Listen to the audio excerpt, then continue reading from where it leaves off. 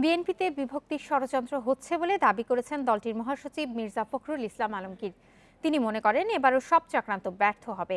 খালেদা জিয়ার ছোট ছেলে আরাফাত রহমান কোকোর চতুর্থ মৃত্যুবার্ষিকী উপলক্ষে সকালে নয়াপল্টনে দলের কেন্দ্রীয় কার্যালয়ে মিলাদ মাহফিলে তিনি এ অভিযোগ করেন।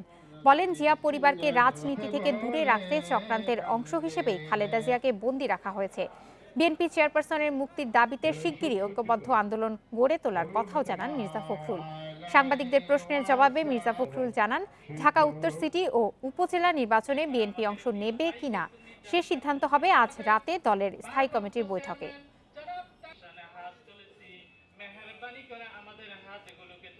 আজকে অনেক চক্রান্ত শুরু হয়েছে।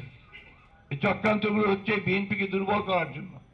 এই চক্রান্তগুলো হচ্ছে বিএনপিকে, যেটা এখন পর্যন্ত পারেনি, এর আগেও চেষ্টা করেছে বিএনপিকে বিভক্ত করে তার শক্তিকে ছোট করে দেওয়া। কোনোদিনই তারা সেটা পারবে না।